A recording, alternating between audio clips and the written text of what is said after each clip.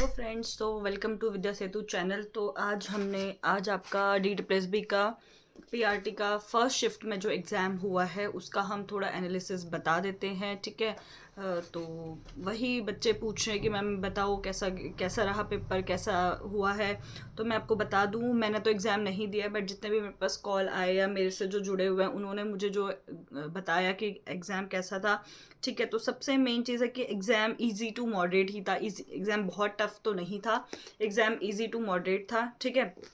तो अगर हम बात करें अब हम टॉपिक वाइज अगर हम बात करें तो सबसे पहले हम लैंग्वेज पे ही बात करते हैं कि लैंग्वेज पार्ट कैसा था। तो लैंग्वेज पार्ट अगर देखा जाए तो इजी था, क्योंकि मेनली उसमें पैसेज 5-5 मार्क्स के थे। तो अगर हम पैसेज की बात करें तो पैसेज इंग्लिश हिंदी दोनों के बहुत ईजी थे।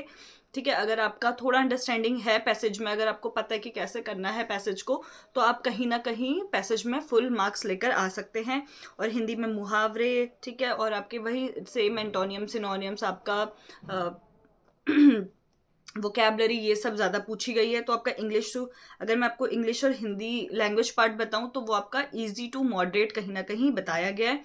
ठीक है। और उसके बाद अगर मैं रीजनिंग की बात करूं, रीजनिंग और मैथ्स दोनों, तो अगर हम पहले रीजनिंग को लें, राइट, अगर हम रीजनिंग को लें तो भाई रीजनिंग आपकी लाइक टाइम टेकिंग ज़्यादा थी। ये नहीं था कि रीजनिंग टफ थी, रीजनिंग टाइम टेकिंग थी, मैथ्स भी टाइम टेकिंग था। तो दोनों, रीजनिंग लेंदी थी लेकिन क्वेश्चन इतने टफ नहीं थे, क्वेश्चन सॉल्व हो रहे थे, लेकिन रीजनिंग आपका लेंदी था। और अगर हम टॉपिक की बात करें तो वही डायरेक्शन, ठीक है, आपका वेन डायग्राम से ज़्यादा क्वेश्चन थे, और डायरेक्शन था आपका ब्लड रिलेशन, और जो आपके, ठीक है, यही सब आपके टॉपिक जो होते हैं। ठीक है। आपका नंबर एनालॉगी, ये सब आपके क्वेश्चंस रीजनिंग में देखे जा रहे हैं। तो कुछ नया पढ़ने की जरूरत नहीं है, उसी को रिवाइज करो, उसी को अच्छे से प्रैक्टिस करो। मैथ्स की बात देखें तो मैथ्स में मेंसुरेशन से ज़्यादा थे, कैलकुलेटिव थी मैथ्स बहुत ज़्यादा। ठीक है।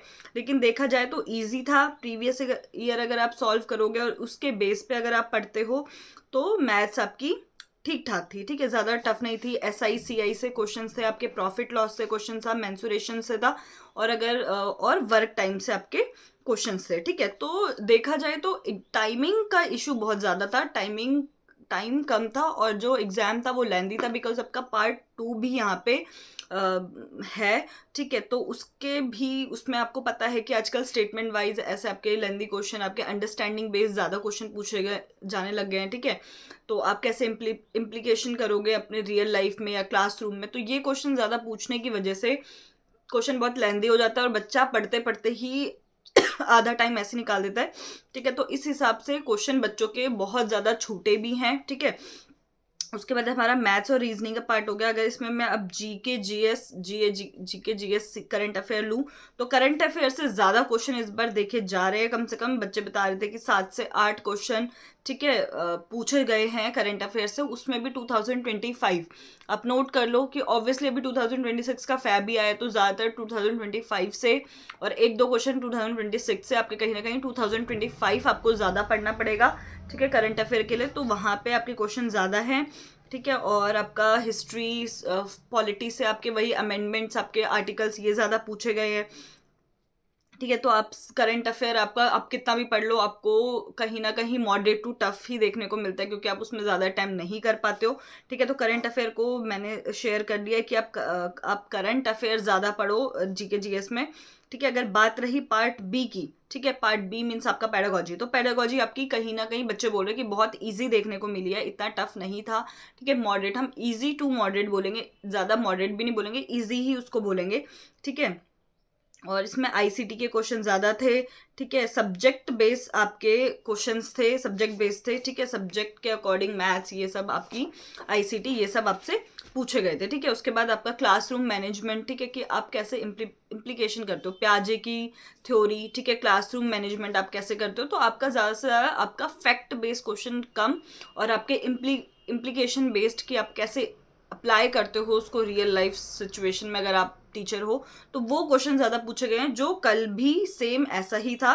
ठीक है। तो बस आपका यही है, अगर आप जो आपने पढ़ लिया है पार्ट 2 में पेडागोजी, उसी को रिवाइज करते रहो, और कोशिश करो कि आप ज़्यादातर स्टेटमेंट बेस्ड क्वेश्चन, ठीक है, रियल लाइफ से जुड़े हुए क्वेश्चंस जो आएंगे, या कैसे आप एक टीचर हो और आप करो, कैसे आप सिचुएशन को हैंडल करोगे, तो उस बेस के क्वेश्चन आपके ज़्यादा पूछे गए हैं।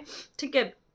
तो फ्रेंड्स यही था, मैंने आपको हर चीज़ का बता दिया है, ठीक है। और आई होप आपका पेपर अच्छा गया होगा। कमेंट में ज़रूर बताना कि आपका एग्ज़ाम कैसे गया, आपको कौन सा पार्ट टफ लगा, ताकि मेरे लिए भी थोड़ा इजी हो जाए वो वीडियो बनाने के लिए कि भाई एग्ज़ाम सच में कैसा था।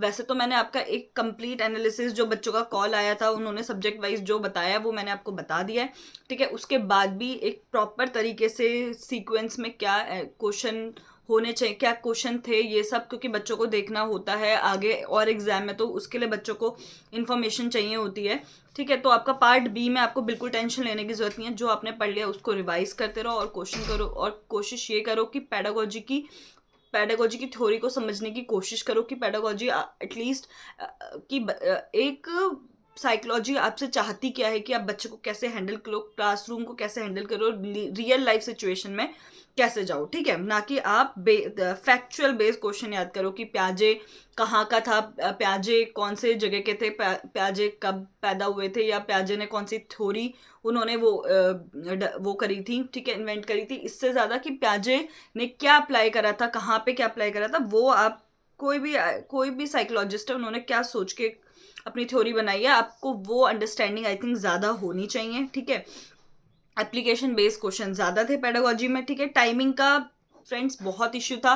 मैं आपको यही रिक्वेस्ट करूंगी कि आप टाइमिंग पे अपना पूरा ध्यान दो। जिनका पेपर अभी थोड़े दिनों बाद है, तो उनसे यही मैं एक उनको एडवाइस देना चाहूंगी कि एग्जाम इजी है, बच्चा एग्जाम कर पा रहा है, लेकिन एग्जाम इतना लेंदी है कि उसके कहीं ना कोई क्वेश्चन छूट जा रहे हैं, ठीक है। एक का कॉल आया था, वो बोलते मैम क्वेश्चन आते थे लेकिन 10 क्वेश्चन फिर भी छूट गए। क्यों? क्योंकि एग्जाम पेपर लेंदी है, और डीट प्लस में कहीं ना कहीं ये देखने को मिलता है कि टाइम का बहुत ज़्यादा इशू होता ही होता है।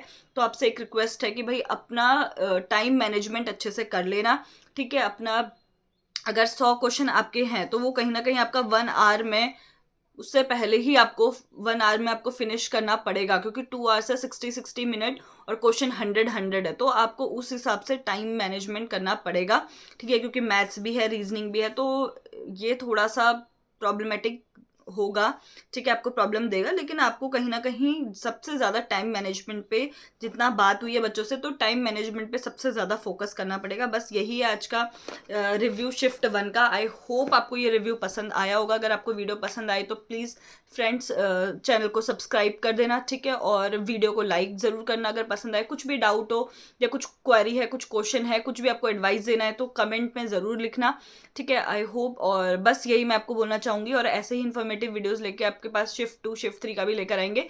धन्यवाद।